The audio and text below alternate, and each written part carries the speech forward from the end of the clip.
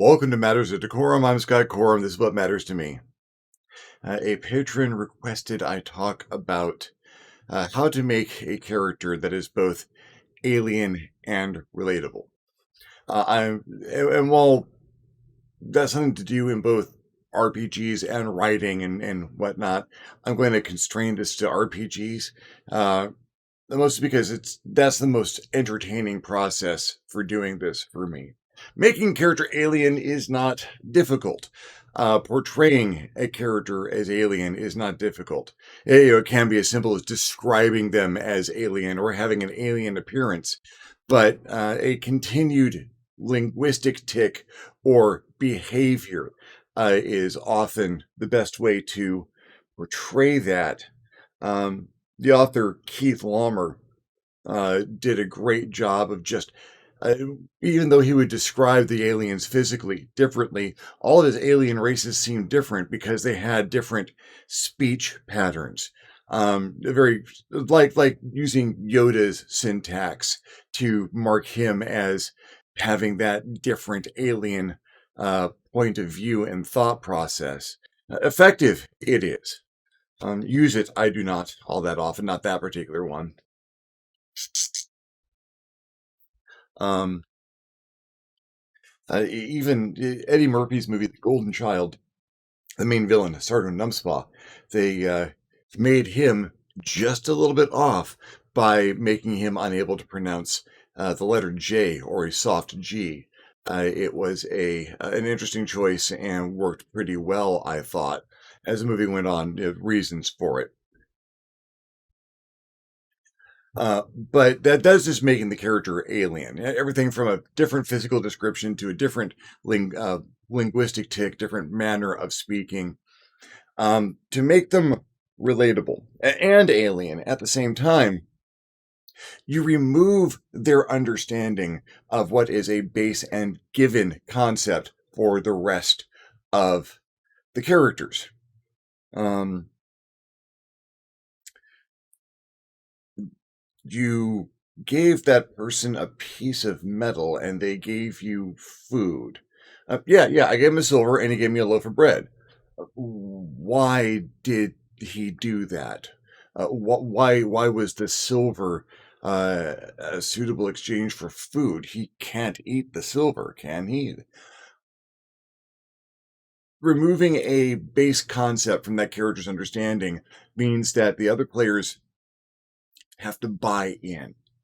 They're going to explain this thing to that alien character so that alien character can get along. Ostensibly, that's why they're doing it. They're doing it because players love to explain things, and they love to display their particular point of view.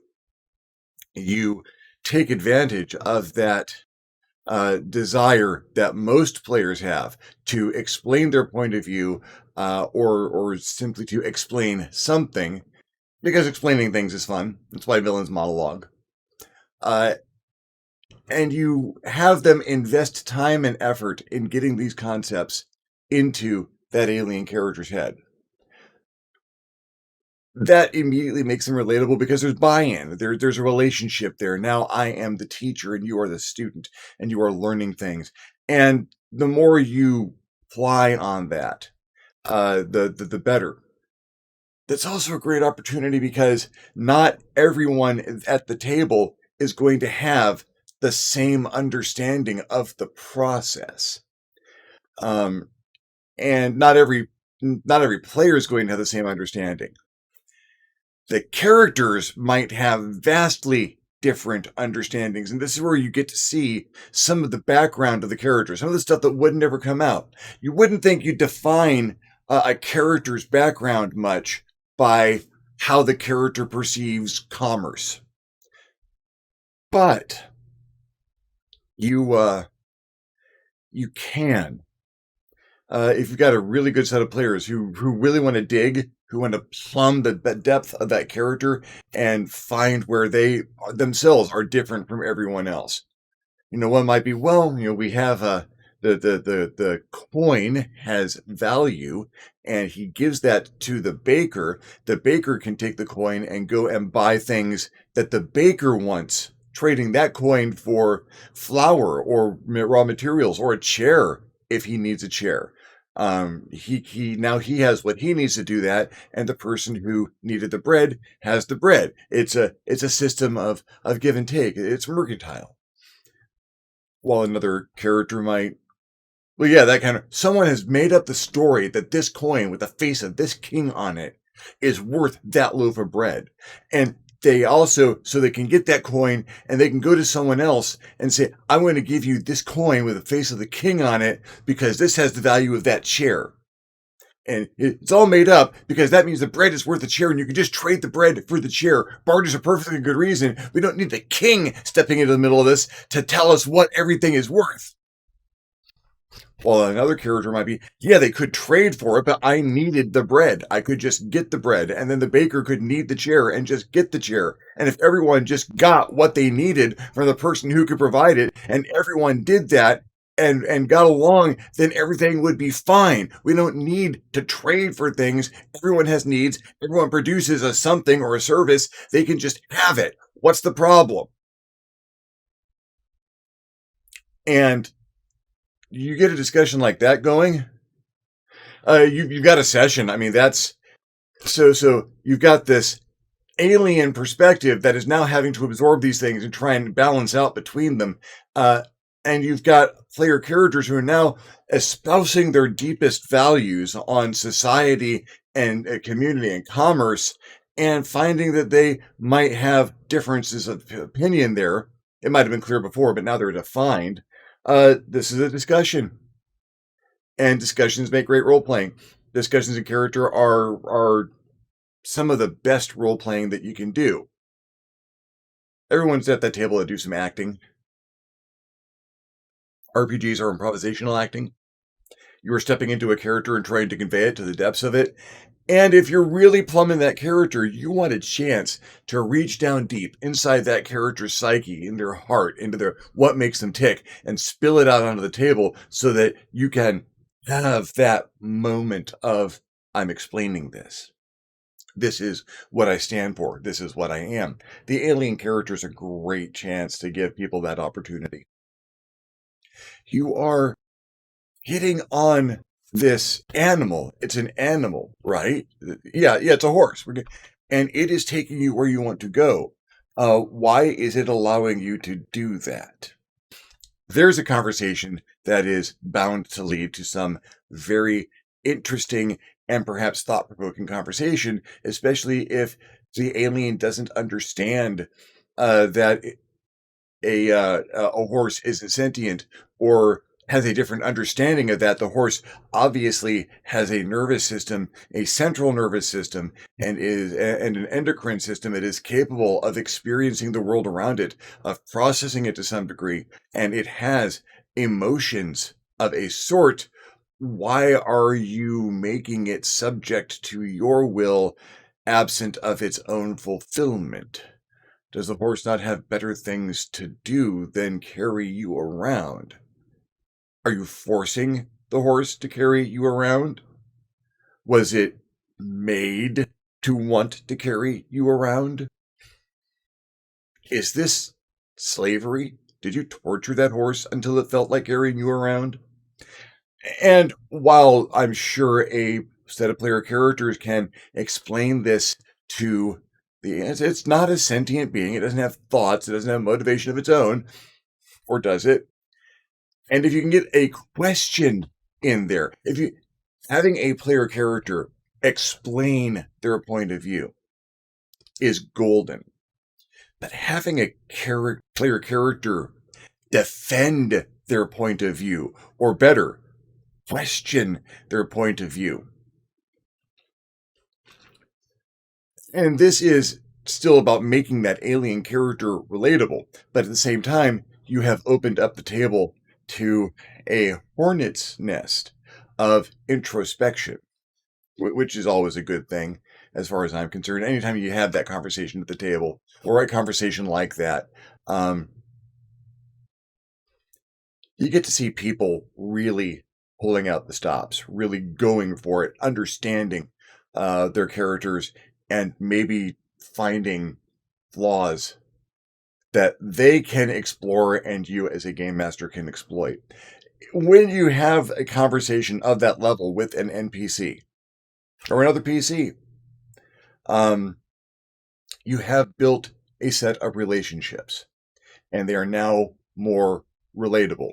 Now, I don't understand everything about that person. I'm trying to make them understand about me. I'm kind of understanding what they don't understand, and which is telling if you want to explore that what a character does not have in their cultural background or in their common knowledge tells you a lot about where they're from, how they were raised, what was important to that civilization. No concept of money. Why? They don't understand training or using livestock. Why? What values does that indicate they hold? Do they just not have access to cows and horses or the equivalent? Or do they have a different relationship with the animals in their environment?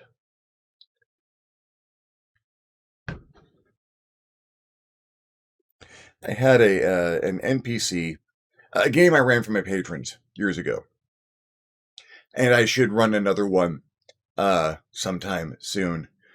Uh, that was a good game, and I ended kind of abruptly. Events beyond my control. But there was an NPC that was the group's house butler. His name was Cash. He was an android based off of my old character Gelt. So he was his three laws of robotics involved what it took to be a good assassin and a good butler. Not a dissimilar set of skills, as it turns out. Uh, but at his core base belief was it is okay to kill people as long as you're getting paid for it.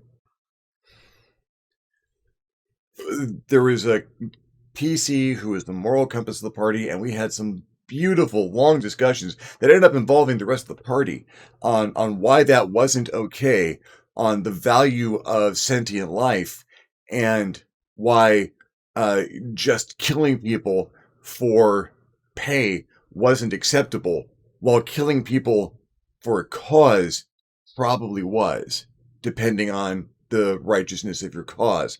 It was a great conversation.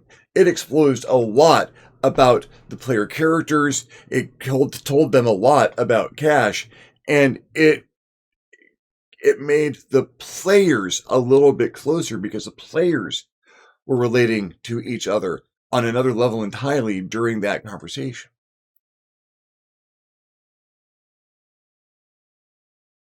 You get very meta at times like that. Yeah, you are playing a character who's having a conversation with another character or a non-player character, but you're also a player having a conversation with another player. These conversations can go on two different levels at the same time. One where you're reassuring the player that you understand what they're talking about, but I'm just playing my character, and or not. You know, I'm out of character. What's going on? Is this? Oh no, I'm in character, but I kind of think this. And opening up that discourse at the table. And when you open up that discourse over a problem around this or a question around this alien NPC, then the alien NPC is just another part of it. If you find out that, oh, that alien doesn't have an understanding of this, I don't have the understanding that they do, and they don't have the understanding that they do. So we all kind of don't understand it the same way. And to get the concept through to the alien in a meaningful way, we kind of need to come to not an agreement, but at least an accord on what the basics of this thing is. And getting a group to, or, and if they come to that accord, that's great. And if they don't, but they agree to walk, but just walk away from it, not even agree to, just walk away from it with their knowledge that, oh, wait, he doesn't think about this the same way that I do. She's not on the same page as me, is she? Oh, okay. How do we work with this moving on? The alien's just another member of the group at that point in time, trying to keep up and figure things out, same as anyone else. That's the other part. One, you subtract something from that alien's understanding that is common to everyone else, or so they think. Two, you introduce what is the same about that alien and everyone else. Oh, this thing that you call baseball. We have something similar. There's no ball, but there are the gloves and the clubs, and people are running around, and we sit in large areas eating salty snacks, you could say, and cheer when our side is in the lead. Is that similar to your baseball? You give them things that they have in common that they can also explore. Um, you let the player characters find out how they are the same as the alien while they're finding out how they're different. And as they strike up those relations, as they make those discoveries, as they explore who this person is, and that person is exploring who they are at the same time, that's the relationship. That is a relatable character at that point in time. As long as that character is open to that conversation, that relationship is going to occur. It works for NPCs, works for PCs.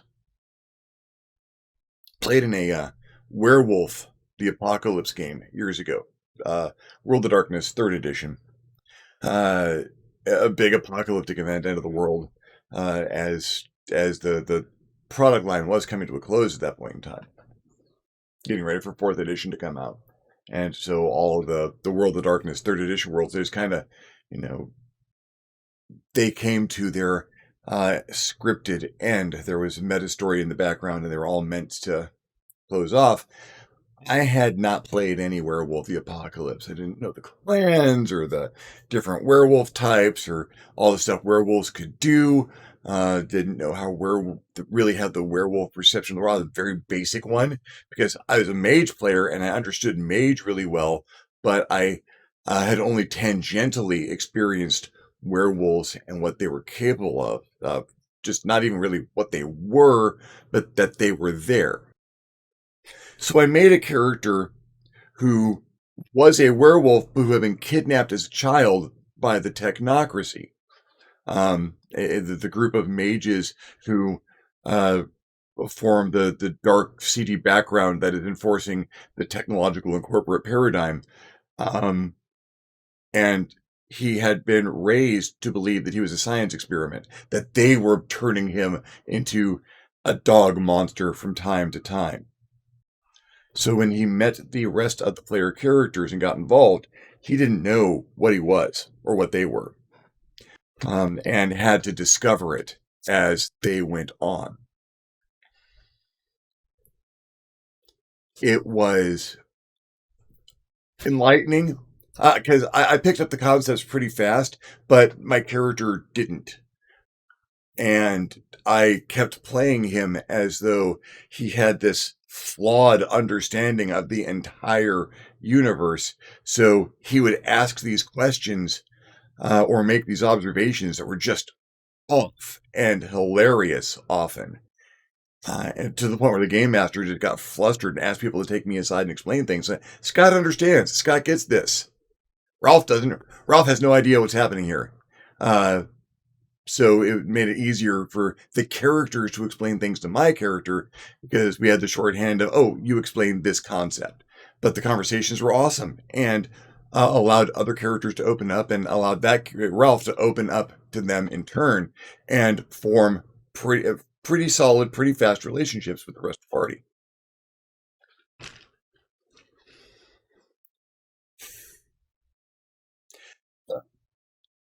If I'm a little off, and I am a little off, uh, quick personal note.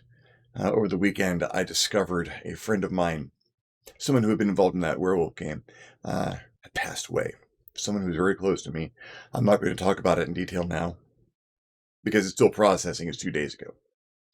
Um, I will talk about it in detail here. But another light has gone out in the world, and I'm getting tired of saying goodbye to my friends. So that's it in a nutshell. Alien character, you make an alien character by describing how they are different. You make them relatable by subtracting bits of common knowledge from their knowledge, and by adding in some things that are more relatable and commonalities with everyone else. It's a great chance to play with language, by the way. Um, a a character like that alien character, might have no idea after a little interaction of what that person means when he says the word love. You keep using this word love. You've used it a number of times in the past, and I don't understand the concept. You love hot dogs, you love mercenary work, and you love your spouse. Um, these are not all actually the same emotion, are they? It's one of those misunderstood terms in the English language because it's easy to misinterpret. The Greeks had 6 words for love, each of them meaning a different relationship. To have lumped all of these into a single 4-letter word is a gross oversimplification and makes it easy to misuse, or makes it impossible to misuse because its meaning is so broad that you have an alien looking at that from the outside. We have something like that, but that's entirely different from this. Are they the same to you?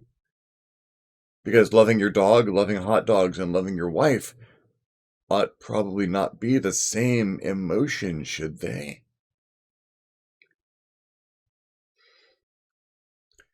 And playing with concepts and language like that, one, you get to have fun playing with language. I love playing with language. Two, the conversation that comes around the table is going to be open for all kinds of humor and introspection and questioning of values. And that is also a good time at the table. And it gets that alien character that much more involved. You're not understanding a word the way everyone else understands the word. Priceless. That is glorious. Having other people try to explain those concepts to this person.